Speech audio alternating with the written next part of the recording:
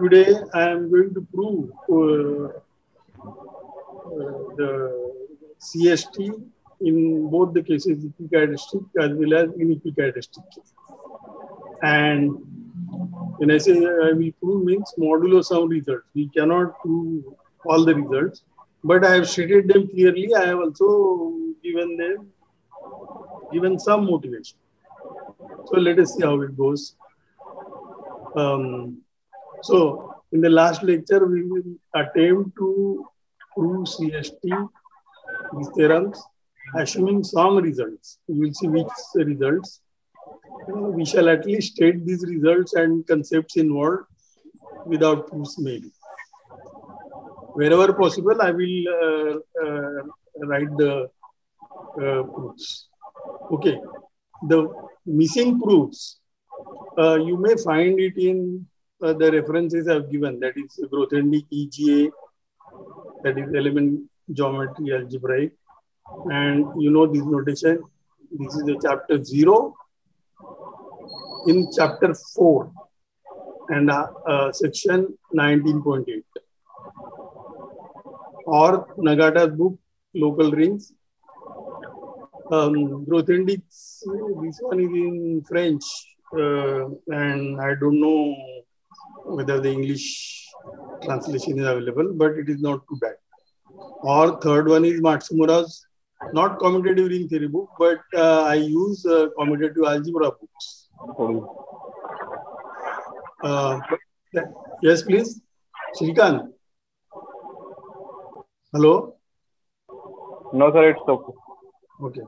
Matsumura's book, you can look into chapter 11, article, the section 28 and 29. And of course, our basic reference for this course was these MP Murthy's commutative algebra Chicago University notes. There you can look into chapter 6. And of course, the original paper of Cohen. And you see these earlier 4 references, they are very modern treatments. You will see what one means by that in the next few minutes. The original proof in Cohen's paper is really a model of clarity, and the entire paper is a commutative algebra masterpiece. And many results it has mentioned also without assumption, etc. Of course, I don't recommend for first beginners to read at once general case, but it is better to assume Noetherian case. All right, and it has some also historical comments which are helpful for motivation. All right. So now we are embarking on the proof of CST, equicharacteristic case. There are many parts. I will show you that last lecture's page. So what are the assumptions? We again recall A, MA is equicharacteristic complete local ring of dimension D. And in theorem 12b6, we have proved the existence of a coefficient field if characteristic of the residue field is 0. Note, if characteristic of the residue field is 0, characteristic of the ring is also 0 because we are in equicharacteristic case. And this is a major step in the CST in equicharacteristic case.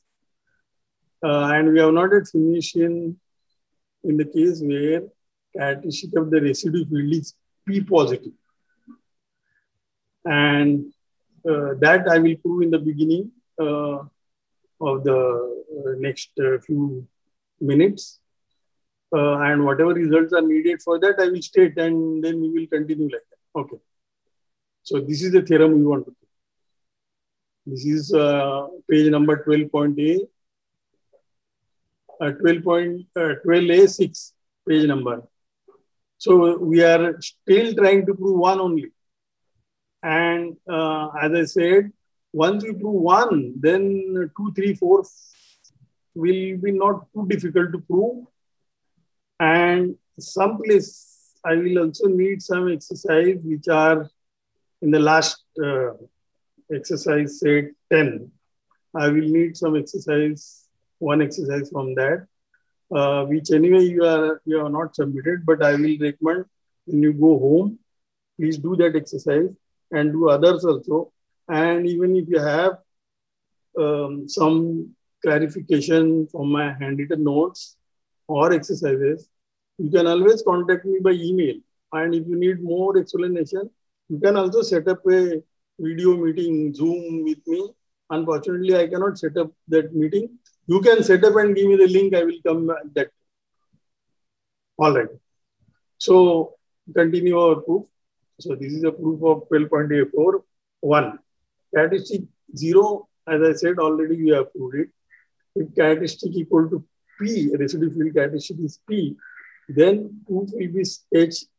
These I will sketch later in the 13.A5. But before that, I plan to finish, assuming that we will finish the remaining part. So yeah, remaining part is 2. What does the 2 says? There exists, once you have a coefficient field, you want to find a K-algebra isomorphism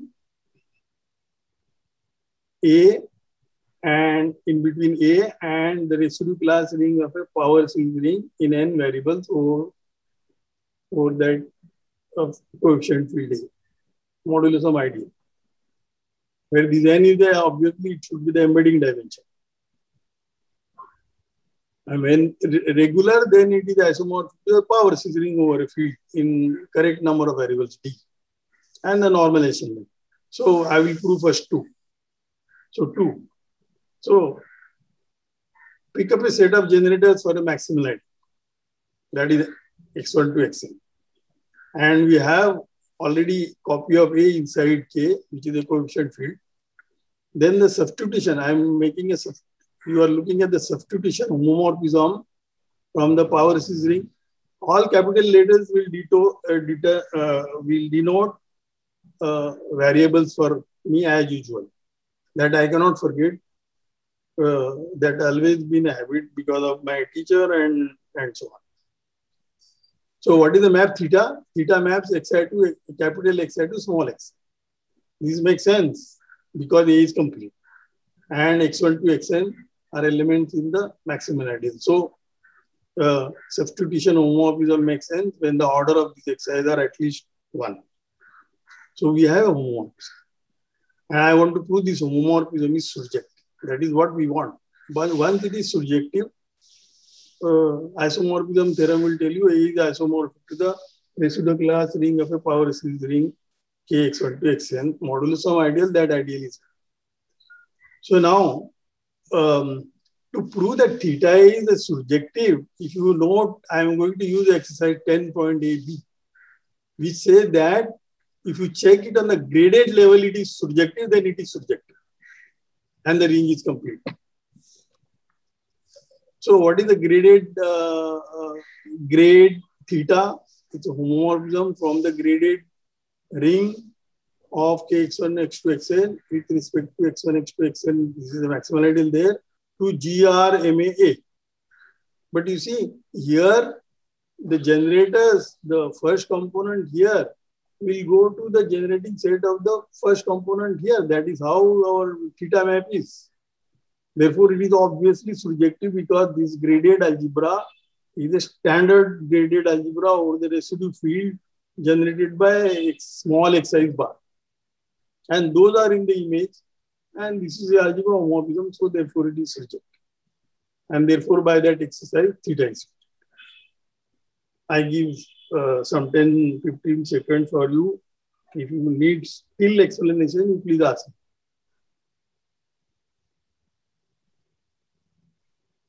Anybody?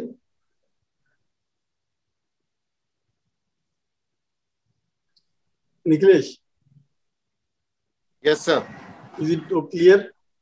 Yeah, I have not done that exercise yet, but if we assume the exercise, it is okay. Yes. So you have to, that motivates you, you should do the exercise. Yes, sure, sir. Okay. So now third one is, if A is regular, now the assumption is it is regular, then it is isomorphic to the power series ring in D variable. So the coefficient. And the proof is also very simple here.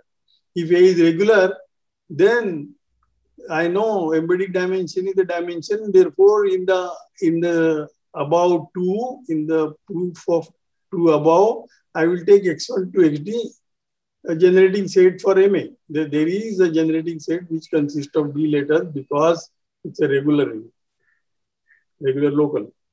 And then we have this homomorphism. We have already noted it is subjective, and I want to note it is ejective. And then we have isomorphism. But dimension of regular, A is regular of dimension D. So dimension is D, and this ring is also a dimension D. So theta can't be non-injective, because if it is non-injective, the dimension will drop at least by 1. And therefore it is not possible. Therefore kernel has to be 0, and therefore A is, theta is an isomorphism, therefore A is isomorphic to the power series ring in D vertex. That's it. All right. Any difficulty? All right. Now 4. What do you want to prove? We want to prove normalization lemma. That means what? We want to find a subring which is a power series ring in D variables over the coefficient field, such that its inclusion map is finite. It's a local homomorphism and it's finite. That means A has a B module via this structure homomorphism. A is a finite module. Okay, this is like a normalization. So let us again. Now I will take not a generating set for the maximal ideal, but I will take a system of parameters for A, which will have D elements, because D is the dimension of the A. Now you realize here that our earlier lectures on dimension and other things are used very much. So unless that background is clearer, this will have some problems. All right. So we have a system of parameters. Then A is complete and K is the coefficient field of A. Therefore, again, the substitution homomorphism I take. That is well defined because A is complete. Order of this is 1. The substitution homomorphism is very, very, very important. Like you have seen in case of polynomial cases. If you would have studied in a Galois theory in a correct format, that is also very important. Their substitution homomorphism is also very important. All right. So, therefore, now what am I using? I am using proposition 11 B6 applied to A equal to B. There, this violet color A is in that proposition. I want to apply it to B. A is the maximal ideal of B and N equal to M. That says that if the graded ring is generated by over the extension A mod, the extension of the ring below as a graded module, then it follows that A is a finite module. So it's like an Nakayama lemma. I reminded you there. And there in that proposition 11b6, B separated and complete was needed. So you please check there and you can apply it to this situation, and that will tell us that A is a finite module over B. What we have not yet proved is we have only noted that A is a finite module over B. And we have not yet noted that this B is a subring. All right. Because here is just a homomorphism. So we have taken B module structure via this theta that I would have written somewhere. All right. B, A is a finite module. We have to justify now B is a subring. So therefore, once it is a finite module, this theta map is an integral homomorphism. And therefore, A is integral over the subring B mod the kernel theta. But now, again, compare the dimensions. D equal to dimension A. Integral homomorphism have the same dimension. Integral homomorphism have the same dimension, provided that the below ring is a subring.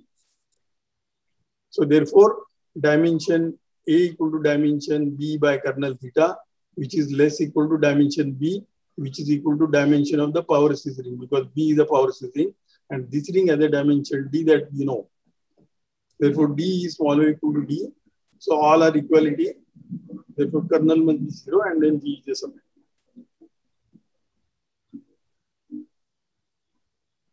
This completes the proof of the last part and therefore the proof of theorem 12a4. So this completed the proof of CST in equicharacteristic case modulo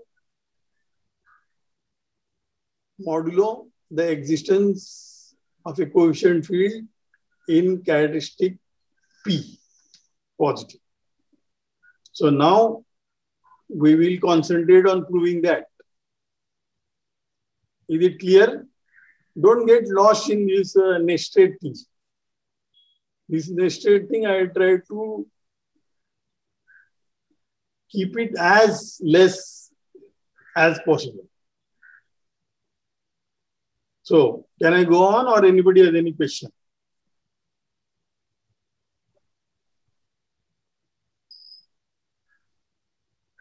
All right.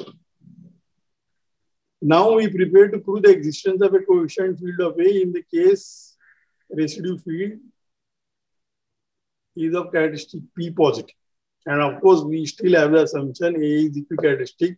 That means the characteristic of the ring is either P or P power M, where M is at least 2. No, sorry. We are still in equicharacteristic case. So characteristic of the ring is also should be P. I was going a little ahead. So remember, we are still in equicharacteristic case and the characteristic of the residue field is P positive. Therefore, the characteristic of the ring is also P, same P. And for this, I now need the concept formal smoothness, which was introduced by Grothendieck in algebraic geometry and commutative algebra. And this is very, very, very useful. And there are many, many results which one studies in this formal smoothness. It's a big, big chapter. It opens up many things, which I will make some comment as we go on, mostly without proofs. So how did I try to explain below in this observation? How does one lead to this concept, formal smoothness?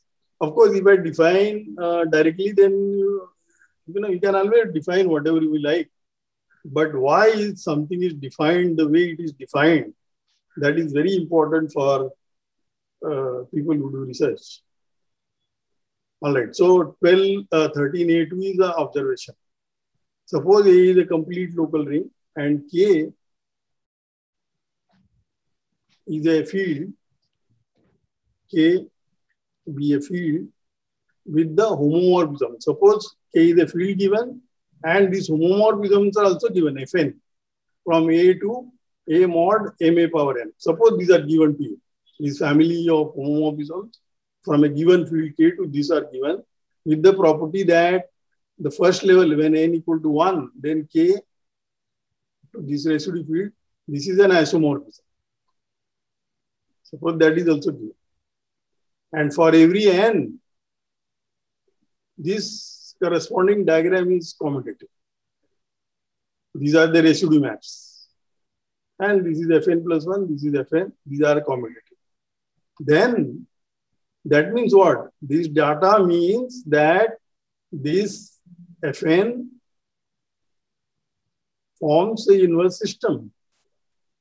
And that inverse system we know. If I take the inverse limit of that inverse system, because A is complete, that inverse limit is isomorphic to the completion of that ring. And because A is complete, completion is A. Therefore, we get this equality. And therefore, we also get, by the universal property of the inverse limits, we also get a homomorphism K. So this K to the inverse limit. We get a map. That is a part of that universal property of the inverse system. And therefore, we will get a map from the given field K to the ring A. And once you get a homomorphism, and that is from a field, it will have to be injective.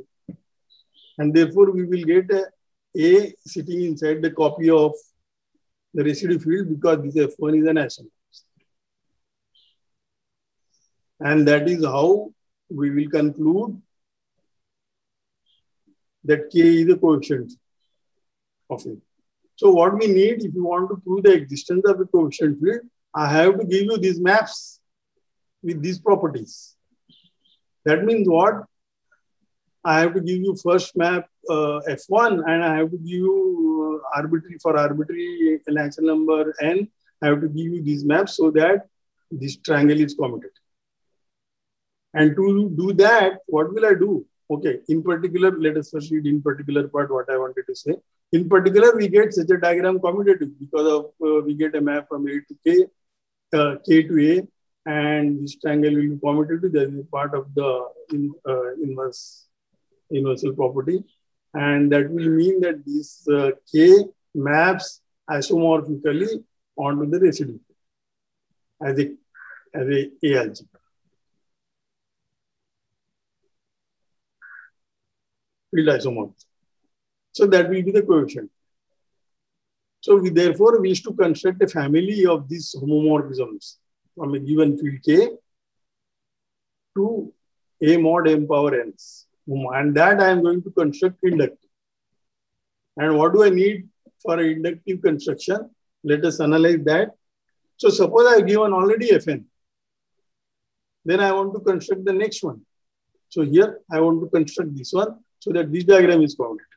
That is what our requirement is. Right? But now, if you look at this row, these rings are Artinian because you have gone mod the power of the maximal ideal and square of this ideal is 0. So I have written in the next one. Square of this ideal is 0 in this ring. And therefore, the problem is to complete the diagrams of the form. Suppose you have a ring C, N is the ideal, and C mod N. This is what I have now denoted. This is N is the ideal. This is the ring C. This is C mod N. And I have a field K. And K to C mod N, there is a given homomorphism. And what is the property of C? C is a discrete ring because we have gone mod the power of maximal ideal. The power of maximal ideals are precisely the neighborhoods of 0.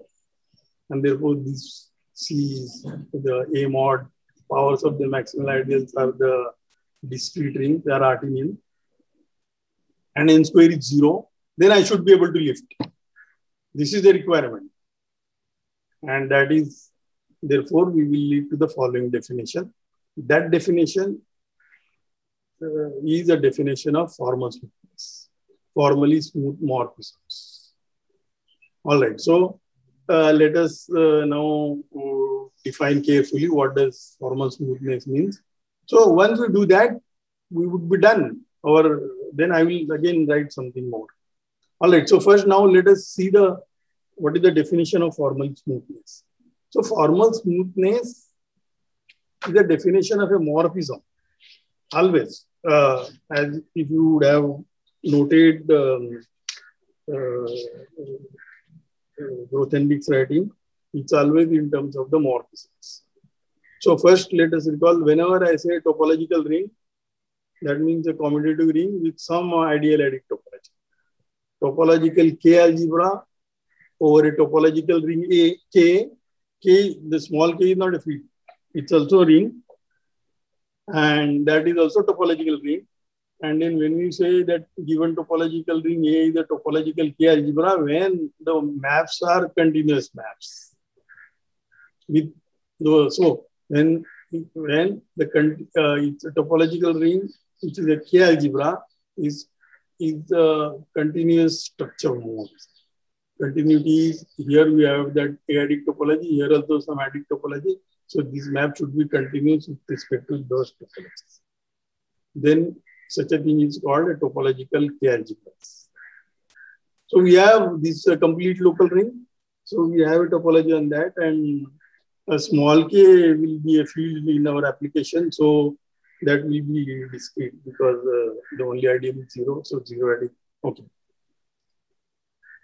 So we say that a topological K algebra is formally smooth over K if given any discrete K algebra C and a nilpotent ideal C, N in C, and a continuous K algebra homomorphism U from A to C mod N, then there exists a continuous K algebra homomorphism B, so that this diagram is complete.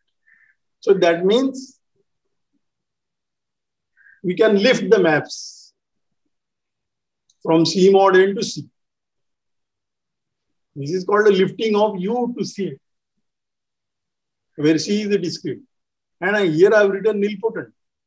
Once you do it for nilpotent, successively we will do, so we can assume it's enough to will lift for n square equal to 0 case.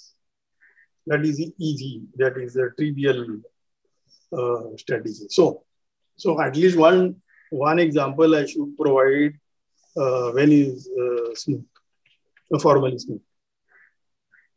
All right, and if all the topology involved are discrete, then instead of formally smooth, one will call it smooth.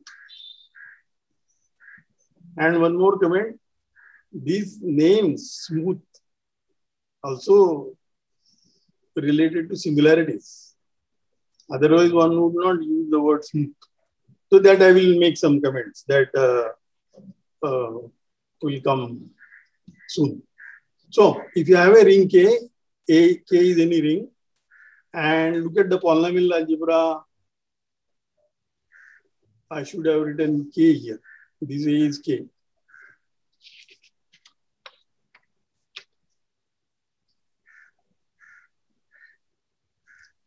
Then polynomial algebra is formally smooth over K. With all the topologies are discrete. So one will usually say that it is smooth over K. Why is that clear? Because if you want to give a map from a polynomial algebra to some other ring, it's enough to give it arbitrary values to the variables. And which map, how will you lift them? Take wherever you go, where you carry these variables, and those elements you can always lift it because this pi is surjective, and map then variables from A to C by those lift arbitrary. And this will obviously work. And continuity you don't have to check because all the topologies involved are the discrete topologies. So polynomial algebras are smooth. No wonder.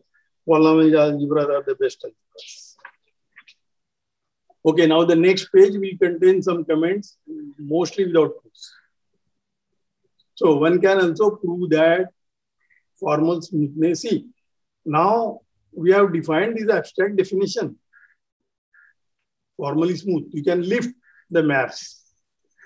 This is a definition. How does one check that given a homomorphism, how does one check that it is a formally smooth or not?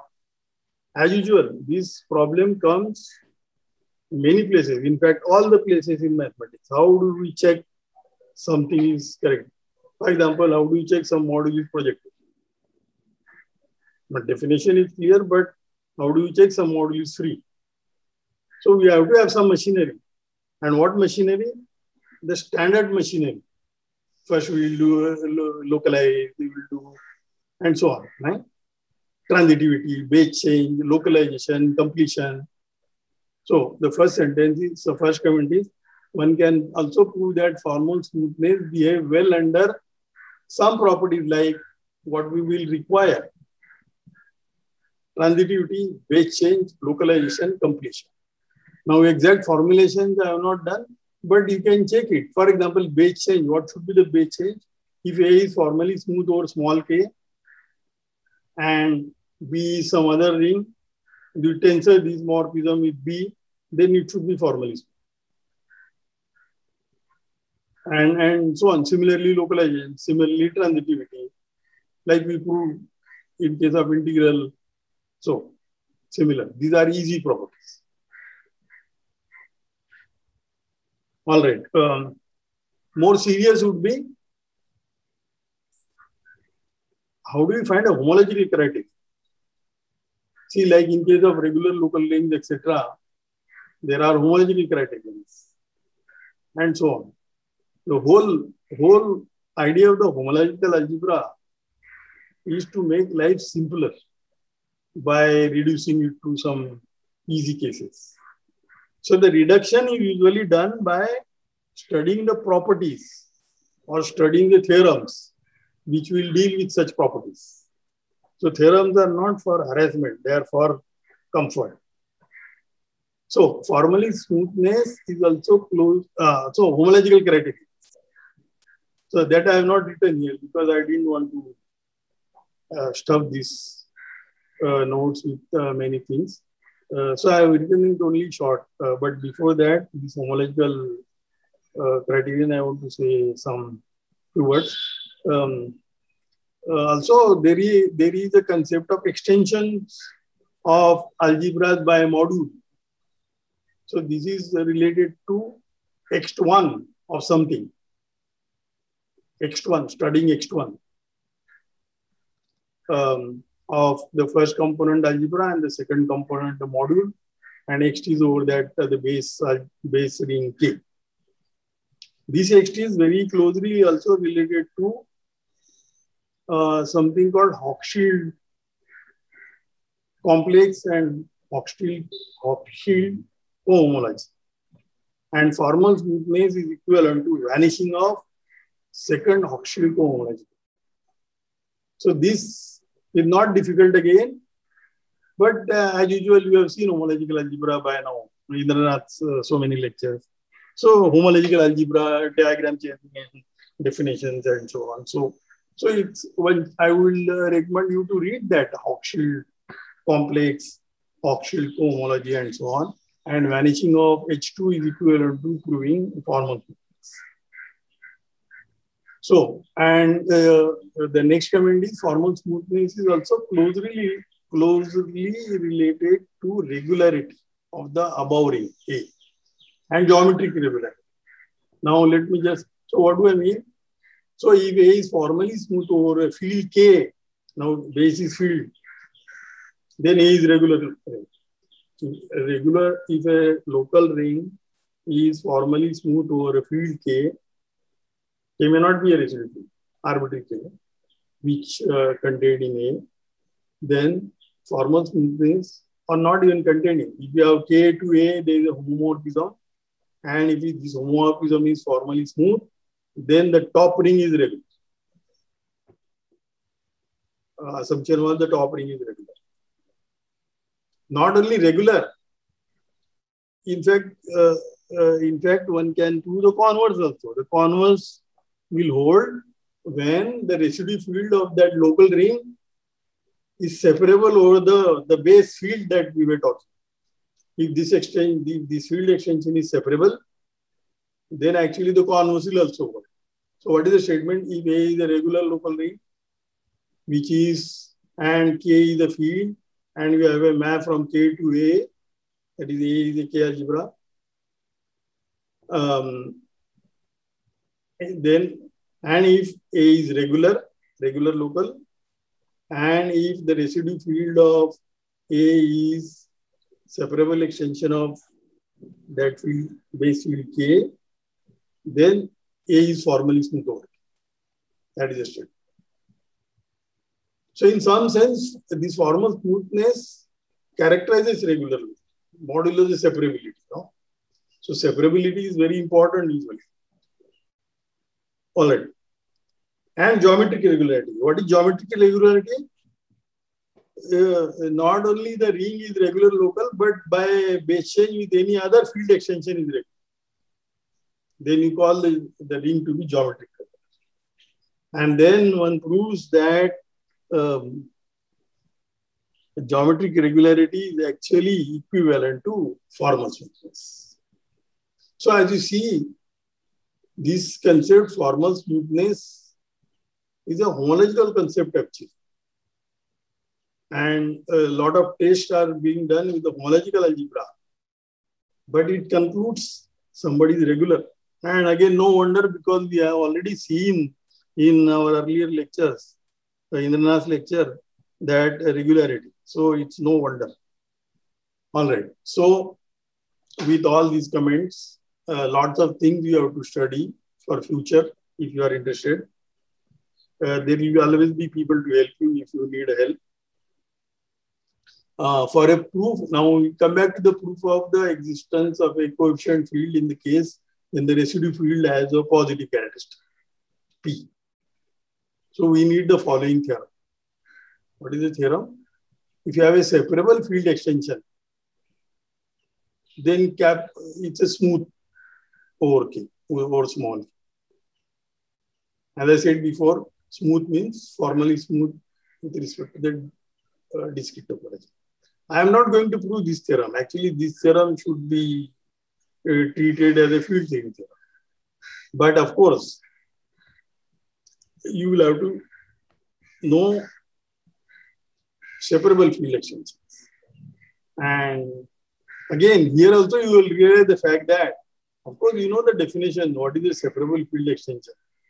And also you should have a definition, correct definition, then only you can embark on the proof. So upper field is separable field extension means what? Upper field may not be even finitely generated over small, that also we don't know. But at least we know in that case what should be the definition.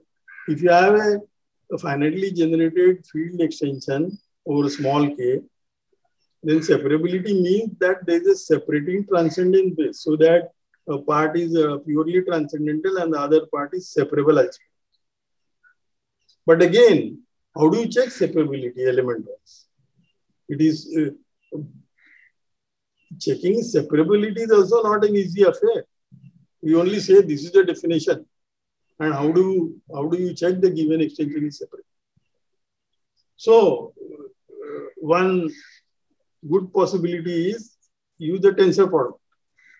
So when one learns the field theory, extension is separable if and only if I tensor this upper field with some other field, and tensor product is over the small k. If this may not be a field again. If this ring is reduced, that is equal to saying that the capital K is separable over small k. All these theorems one would find in, for example, standard reference books like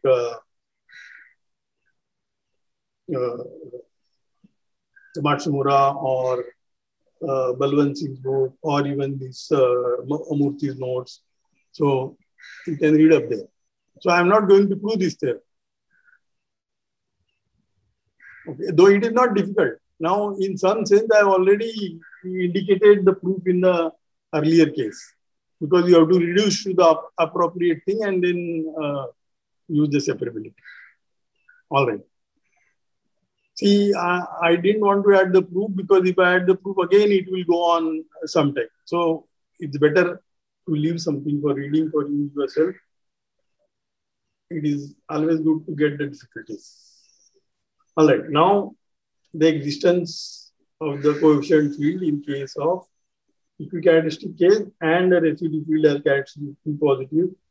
So again, what are our assumptions? A equicharacteristic complete global ring with the residue field as characteristic P positive.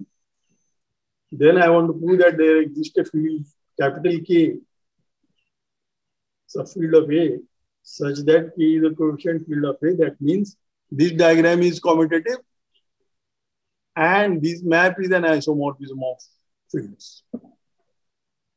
All these maps are isomorphisms, so isomorphism of fields. That is what we need to prove. All right. So let us read the proof. Since A is equicharacteristic, already we know it contains a field. And therefore, I can choose always that subfield such that the field extension is separable. What is that? What is that small k? How can I choose? For example, I have written in blue here.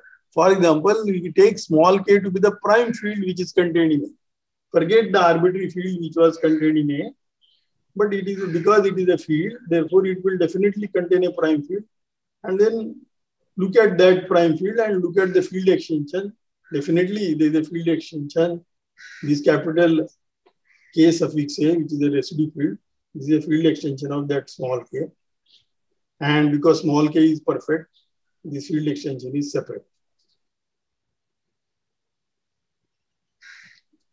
Now, therefore, by the earlier theorem, this residue field is smooth over K. Earlier theorem says precisely that. If it is a separable field extension, then the upper field is smooth over small field K. So, therefore, this is smooth. But what is the definition of smooth? The observation says, the definition of smooth says, if this is smooth or this map is smooth, then I can lift. I can keep lifting these maps. This is one, this is starting from this, I will lift it. So I have a map V starting from the residue field of A to A. First of all, this map has to be injective because it is from a field. And now what can I take the coefficient field? I will just take the image of that V. Image of V, I am calling it K. That is the coefficient field of E. That is obvious because if I take the image, that will be isomorphic to this K. So that's it. So you see the real work has gone in lifting property. And lifting property is the basis of the definition of that formal smoothness. So I have not done anything. I have just patched up. I have just jigsaw puzzle I am doing. And the real concept to study is formal smoothness. Anybody has any question? So let's continue. So we have finished the proof of existence theorem, proof of existence of a coefficient field in equicharacteristic case, and therefore we have finished the whole theorem, equicharacteristic case. Now we will turn our attention to inequicharacteristic case, and our strategy will be the same. Like I will define the concepts clearly and use them. And whatever results are needed, we will state them clearly. All right. So, proof of CST in equicharacteristic case. In this case, in this section, we prepare to sketch. The proof is not very detailed, but all steps are there. A proof in the inequicharacteristic case. So, what are the assumptions? A complete local inequicharacteristic ring, and characteristic of A is not equal to characteristic of the residue field, and hence characteristic of the residue field is always P, positive. And then characteristic of the ring A can either be 0 or can be P power somebody, more power of P. P power M, where M is at least 2. These are the two cases. So like we have a concept of a coefficient ring. Now I will use, there is another concept which arose in the paper of Cohen, and later on people calling them as Cohen algebras. So let us recall the definition of a Cohen algebra. So Cohen algebra is over a local ring, Noetherian local ring. So it's a local algebra, local Noetherian local ring, and you have a local homomorphism from R to A. Then A is called a Cohen algebra if some conditions are satisfied. So Cohen algebra is a local algebra over a local ring. And what are the conditions required? First of all, it is complete. Second, it should be flat over that base ring R. Third, the maximal ideal of the Cohen algebra should be extended from the maximal ideal of the base ring R, and the residue field of that cone algebra should be separable over the residue field of the base ring. Then you call it a cone algebra. One should have some examples. Always, whenever you define something, you should have some examples. So, for example, the completion, R completion, is a cone R algebra. Now, all these conditions are satisfied. Completion is complete. It is flat because we are the correct assumption, Noetherian local, and so on. The extended ideal, the ideal of the completion ring, complete ring, is the extended ideal from the ring R, and the residue fields are same, therefore it is separate. So this is very easy example. Okay, so the next definition. Don't get lost in the definitions. You should read the definitions very carefully and understand them first before embarking any results or any exercises. Again, this. All right. So I was defining what is the cone algebra. Once again, cone algebra is a local algebra over a local ring. All rings are Noetherian as usual. If it is complete, it is flat over the base local ring, and maximal ideal of this cone algebra is extended from the below maximal ideal, and the residue field level, it is separable. Completion of cone algebra is completion of the ring, local ring, is always a cone algebra. And now, two more definitions. Let P be a prime integer, I said purposely, because I include 0 also. So when one says this, that means it's either a prime number or 0. The completion of Z localized at P, that I am denoting gamma P. This complete ring is called a p-adic complete prime local ring. For example, if P is 0, gamma naught is K, gamma naught is Q. P is 0, so what you are doing is localizing at the ideal 0, prime ideal 0, that is the quotient field, and you don't have to complete. If P is positive, then gamma P is a complete DVR with regular parameter P.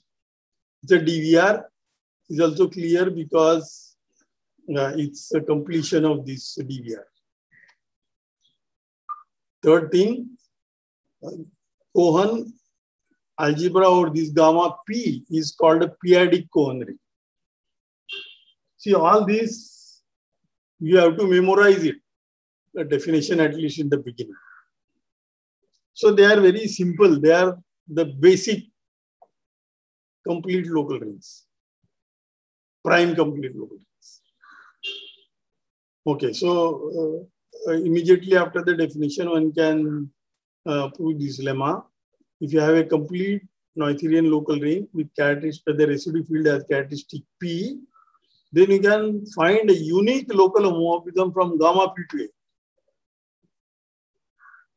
That, all right. If P is 0, then what happens? In this case, if P is positive in this case. No? If P is 0, this is arbitrary P in this case. If P is 0, then every p-adic Cohen ring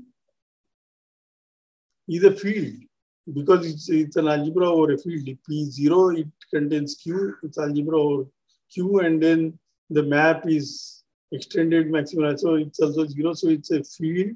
If P is positive, then every p-adic Cohen ring is a complete DVR with regular parameter. So P0, then Cohen ring is a field. P positive, then the Cohen ring is p-adic Cohen ring is a complete DVR with regular parameter P. Even if you remember this, that is fine. And this lemma is easy to prove, so I have not written the proof of that. This is just from the definitions. Good practice to understand the definition. Okay. Now, 13A4. What is 13A4? Let me go back and see what is 13A4.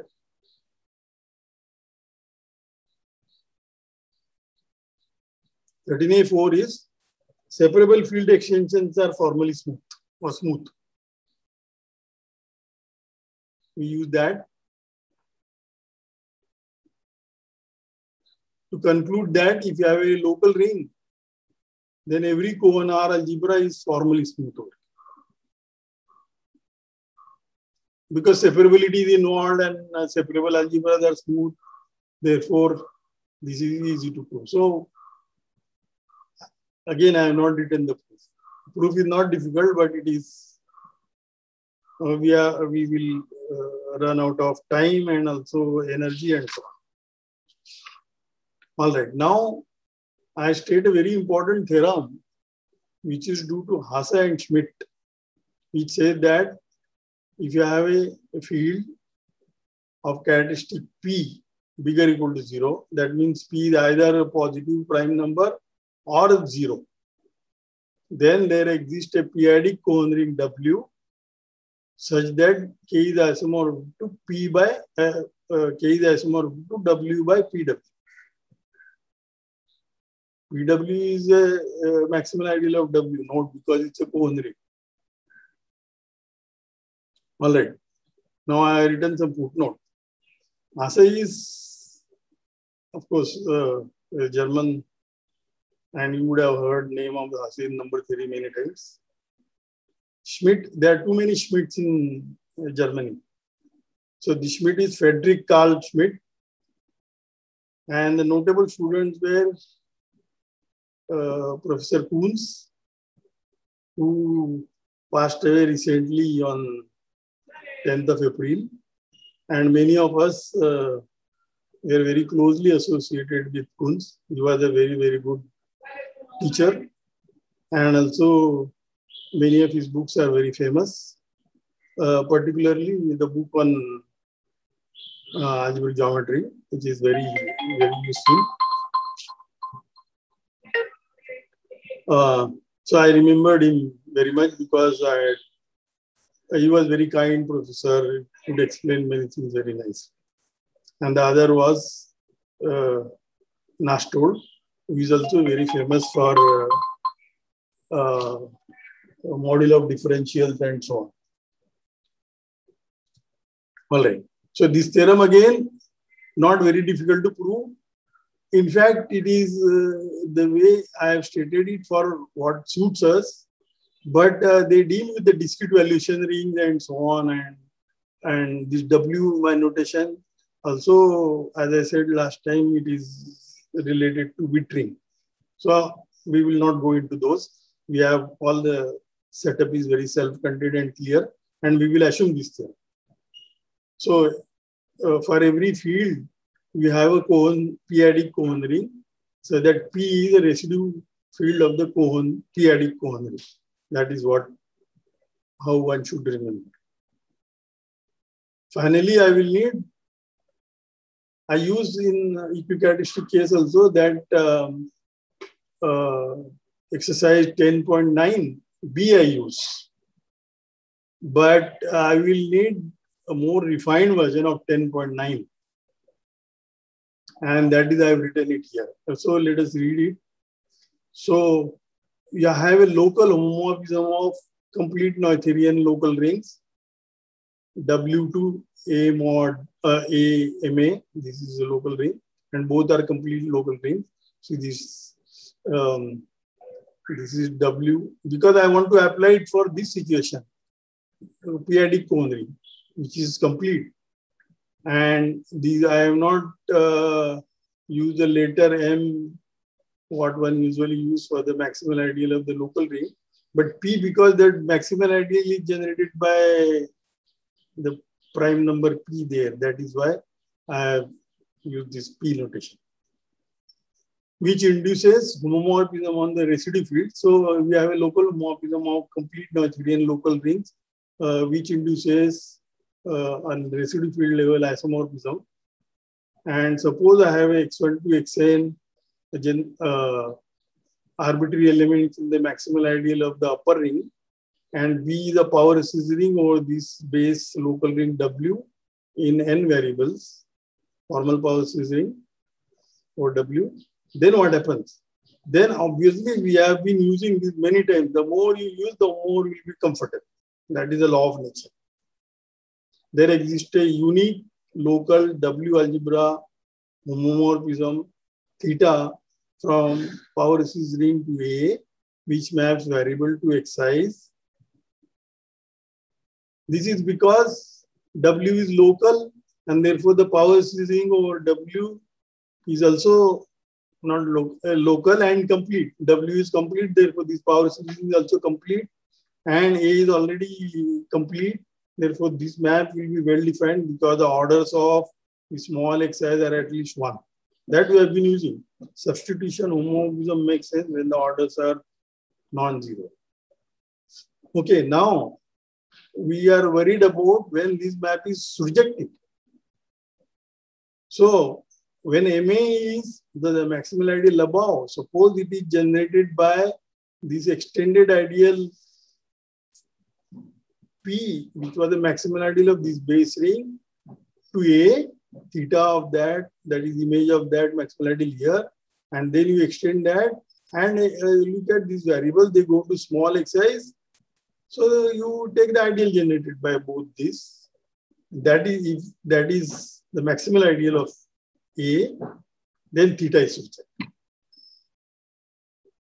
That simply means the maximal ideal of this power series ring goes to the maximal ideal of this local ring A. So the maximal ideal above is extended from this maximal ideal below. That is precisely the assumption of this part 2. And from that you conclude theta is surjective. Third one, if x1 to xn is a system of parameters for A, then A is a finite B module via this theta. A is a B module. A is a B module. B is this power series ring. So A is a B module via this theta.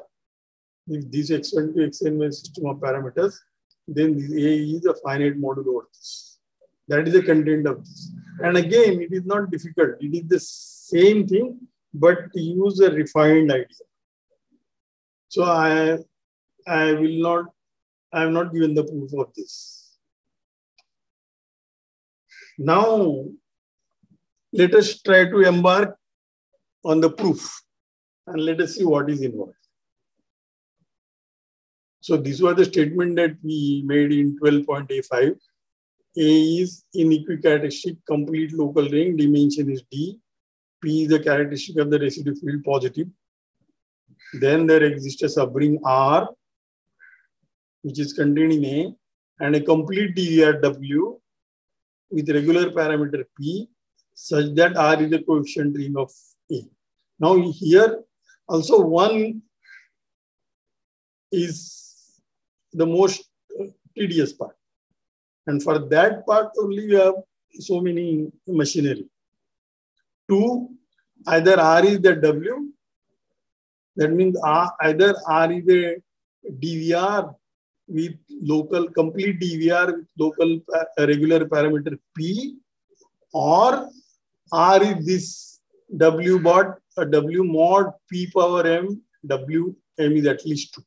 If W is one dimensional regular ring, the DVR, and therefore this R is the Artemian local center. So that is 1 and 2. Third is A is a quotient residue class ring of the power series over this W. Now we don't have K. And how will you do this again? Again, the strategy will be define a map from power series ring over W to A, and then you check that it is surjective. And for that surjectivity, again, we will use the refined version of the exercise 10.9. 4, if A is regular, now there are 2 cases. Earlier 4 has only one case, that regular case. If A is regular and unramified, unramified means that P is not contained in the square of the maximal ideal, where P is the characteristic of the residue. So that then that A is isomorphic to the power series over W in D minus 1 values. And ramified case, that is A is regular and ramified, that is P is in M square, then A is isomorphic to power series in D variables, so W mod a principal ideal. That means modulo some single power series with coefficients in W. And the ring W x1 to xd is unramified. Now your original regular local ring is not ramified, but that now the way you have written a quotient A as a quotient of a regular local ring mod one equation. So that above ring is unramified. So this is very useful when you are dealing with ramified regular rings, because by this way you can try to come to the situation where it is unramified. Now proof, and the 6, of course, the normalization lemma that says, now normalization lemma, as I said in the last lecture also, if A is an integral domain, then there exists a subring which is the power series in D minus 1 variable so W, such that the inclusion is a local homomorphism and A is a finite P model. And here the integral domain is an assumption. It is very essential. We will see an example. And as I said again, corollary, which Verma has used in the last lecture also sometimes, every complete local ring is a residue class ring of a complete regular local. And every complete local ring is a finite integral extension of a complete regular. In this case, it is B. In the other case, it was power series over a few. I am running few minutes late, but allow me please, because we lost some time. Proof of CST, as I said, 1, 2, the 1 is important, and 3, 4, 5, etc. It will be similar to that what we did last time. So I have written the proof here, but it is not too difficult. And before I read the proof, I also want to show that the assertion 6, that is normalization lemma, does not hold if A is not integral. For example, if you take A equal to Z mod P square, this is a complete ring. Residue field is Z mod P. It's inequicharacteristic, because characteristic of the ring is P square and characteristic of the residue field is P. So in this case, there is no normalization lemma. That is easy to say. It doesn't contain A. Or you can, if you want, if somebody says, no, this is cheating, this is Artinian local. So one can take power series ring in one variable over this Artinian ring. And again, the same. It cannot contain coefficient ring and this B, power series ring. All right, now how does one prove the existence of the coefficient ring? So that is where the Hasse-Schmidt theorem is very important.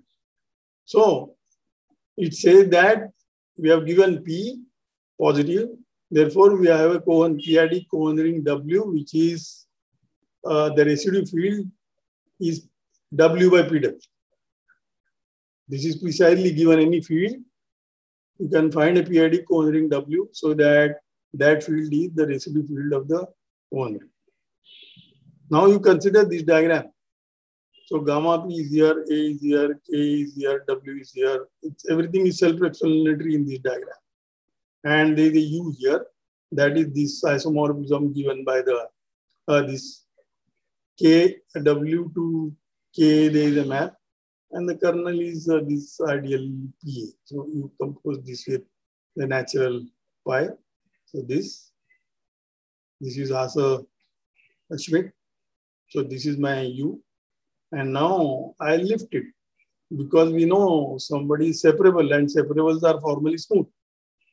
Therefore, I can lift it. There exists a V. So by that is this theorem. There exists a homomorphism W, which makes the above diagram commutative. And the above square diagram without V. So if you remove this V, this square diagram is commutative, because everything is very natural maps, and your definitions will tell you this square diagram is commutative and there exists V. So here we need to use the fact that to check that the square diagram is commutative, we need to use the fact that characteristic of the residual field is P positive, which is not the characteristic of A, then only there is this map. So the things are not difficult. You have to just understand these definitions which I defined. This PID complete local. That one will understand if you read it again and again and look at these examples. So that will prove there is a map from W to this V. And that will, now I will take what R. We are looking for R. So I will just simply take the image of this W here. So R is the image of W, which is contained in K. Then R will be isomorphic to W mod kernel of V. If kernel V is non-zero, then it has to be generated by a power of this P, because W is a DVR with regular parameter P. And M has to be bigger equal to 2 because A is inequidistant. And this will prove A1 and 2 together. All right. So this proves 1 and 2 together. Now we will regard, we will regard A as a W algebra via V. Then V is actually local homomorphism. That is also clear from this commutativity of this diagram.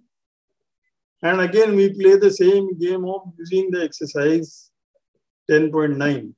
You define a map from the power series ring to A and check that it is surjective local homomorphism, surjectivity. You check that on the graded level it is surjective. Similarly, now in case of regular, so that will prove 3. In case of regular unramified, because P is not in M square, you complete that P to a regular system of parameters for A. So X0 is this, so there are extra D minus 1 element. In 4, we are assuming D is regular, A is regular. Now, again, by that lemma, we have a surjective local homomorphism. Surjectivity is always checked by using the refined homomorphism, where X1 goes to P and Xi goes to Xi for 1 to D minus 1. So we have this surjective homomorphism. And again, now compare the dimensions. So dimension A is D, that is what we have assumed. And W is DVR, so one dimensional, and the D minus 1 variable. So this is a regular local ring of dimension D. Therefore, it can't have a kernel. If there is a kernel, then this is surjective, the dimension A will drop. So therefore, this is surjective. Now 5 little bit more work is needed, but that is not so much also. Now we have given regular and ramified, that is P in M square. Now I will take in these above 3. This I will take the regular, I will not take N equal to D, and I will take this N, X1 to Xn is the generating set for M. And then this is a surjective homomorphism, that is like we have 3.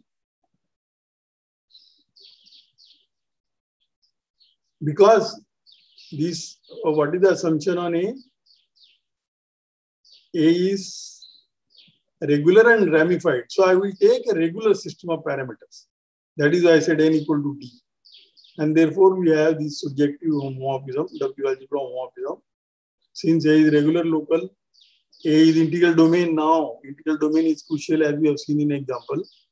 And hence the kernel is a prime ideal. See, we contract that. This is a contraction of 0. So it's indeed a prime ideal in this power series ring. Further, now compare the dimensions.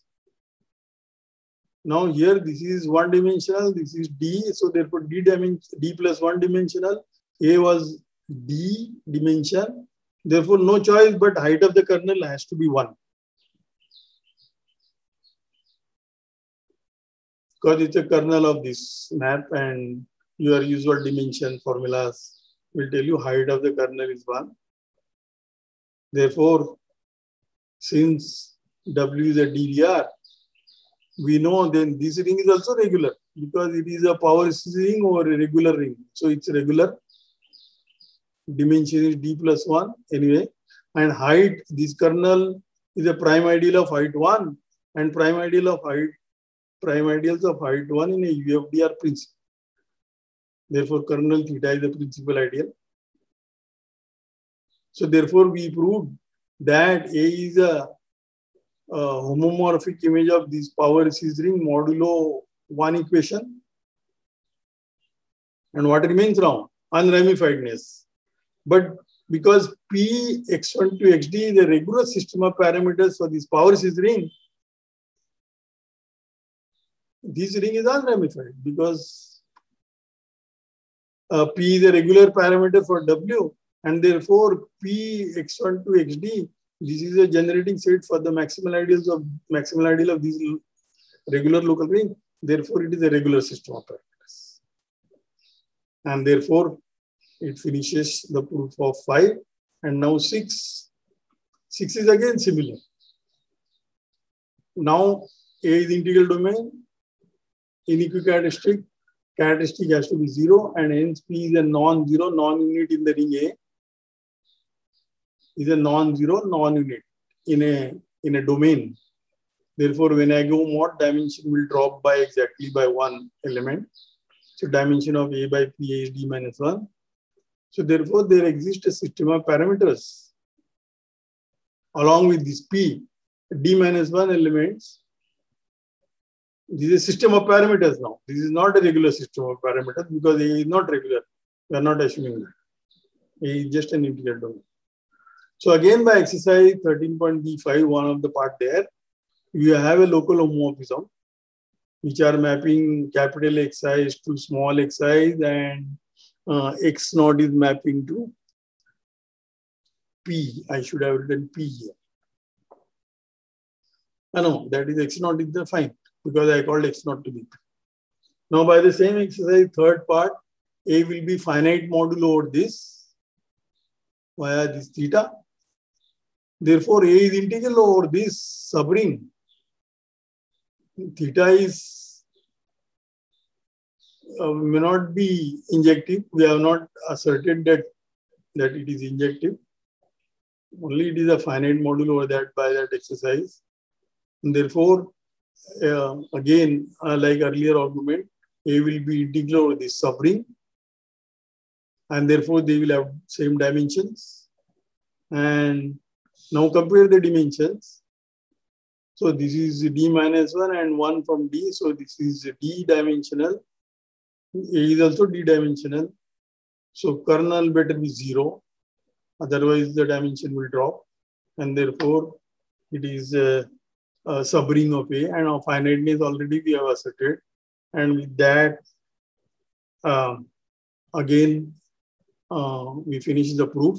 Modulo the major steps where I must point out the major steps. This is Hasse-Schmidt theorem. That is a major step.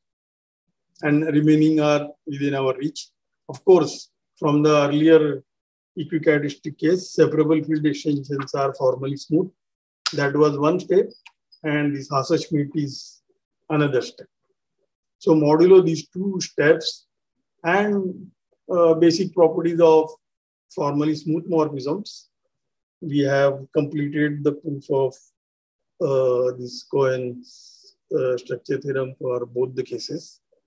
And once again, I apologize for the technical problems. Power is fluctuating, going and coming, and all these gadgets and then have problems. So in any case, anybody has any difficulty afterwards regarding these notes, any writing or any improvement, please write in emails, or you can also set up a Zoom meeting with me and we can discuss. So I thank you very much. And I also thank the local organization, particularly in the NAP, for arranging these lectures, technical things, and other help. So thank you very much.